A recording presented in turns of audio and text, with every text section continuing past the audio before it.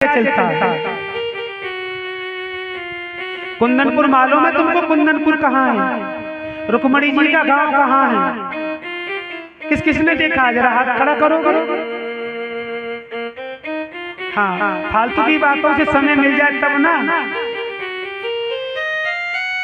अरे आपको ये मालूम होना चाहिए ये भारत है और इस भारत में 33 कोटि देवी देवताओं का वास है।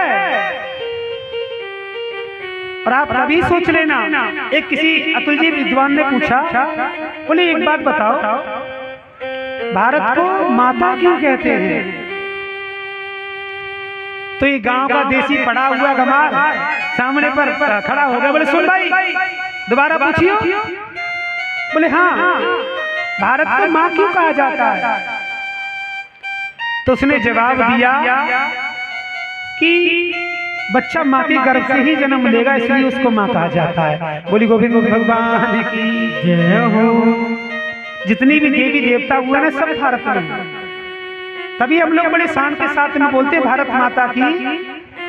कभी ने नहीं बोला, देखा था अमेरिका माता सुना कभी? पाकिस्तान माता सुना कभी? अफ्रीका माता सुना कभी? लेकिन भारत माँ है। और ऐसे हम भाग्यशाली लोग हैं कि जिन्होंने उस पृथ्वी पर जन्म लिया है जहाँ मेरे कन्हैया लीला करके चले गए हैं। बोली गोविंद भगवान की जय हो। तो कुंदनपुर देखा ही नहीं तुमने वास्तव में? अनूपसर देखा? अनूपसर गए हो? अनूपसर से 12 किलोमीटर एक रास्ता जाता आहार के लिए। सुना आहार? तो बाबरे आहार कोई केक रहे कुंदनपुर। आज से शायद 10 साल पहले, 12 साल पहले की बात शायद होगी, मैंने देखा था कि वहाँ रुक्मणी जी का कुछ स्थान चिन्ह थे जहाँ पर वो कार्य कभी हुआ करता था। अब तो पानी बहाव के कारण सब लुप्त हो गया जल में। रुक्मणी जी यही की थी और हम कितने भाग्यशाली लोग हैं कि उनके चरणन में हमने जन्म लिया है। बोली गोविंद गोविंद भगवान की जय हो। भीष्मक जी राजा थे भैया, और घर में ना पुत्री थी ना पुत्र था, कुछ भी नहीं था। स्नान करने के लिए गई, पुत्री को बहते आग देखा, पालन पोषण किया, नाम रुक्मणी रख दिया मैया। और जब नाम रुक्मणी रखा, 5 वर्ष की हुई रुक्मणी, उसके बाद एक पुत्र ने जन्म लिया, उसका नाम रुकुम रखा। धीरे धीरे समय व्यतीत हुआ। ये सत्य है कि जिस घर में बेटी है ना, वो हर रोज बढ़ती नजर आती है माँ बाप को बेचारी। तो भीष्मक जी मन में विचार कर रहे हैं कि हर रोज रुक्मणी बढ़ रही है। एक दिन सभा को बुलाया और मन में विचार था कि मेरी पुत्री के लिए ऐसा वर हो कि रुक्मणी के लिए वर की तलाश है। देखना नालायक किसको कहते हैं मालूम है? नालायक ना, नालायक ना, वो कहीं का नहीं, वो नालायक था।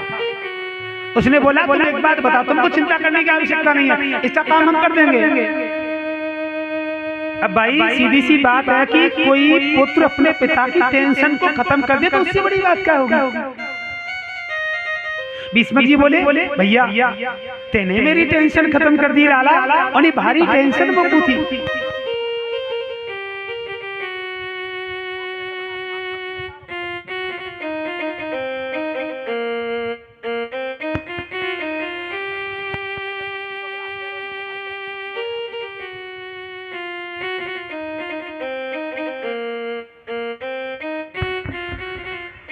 सही है, जब 5 साल चलेंगे मैं 2.5 साल चल जाएगी गाड़ी, और क्या, इतना ही तो हो सकता है। पर तू अपनी करनी में कसर मत छोड़िए। तू बिना कहे भी कुछ कर दिया कर यार, तू क्यों गाली खाता है?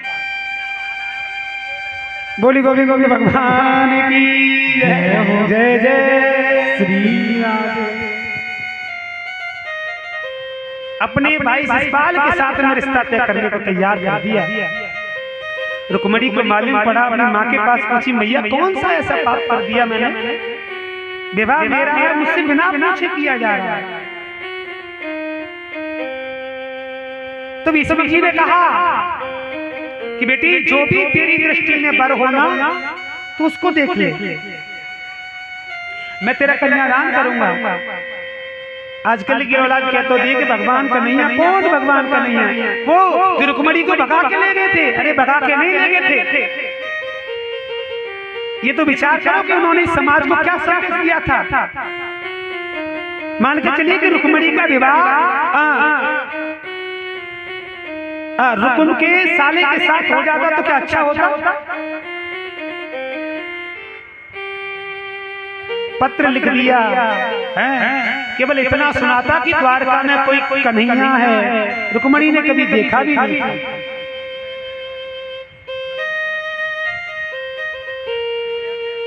और ये पहले से ही चलता आ रहा है। कन्हैया चाहते थे राधा को,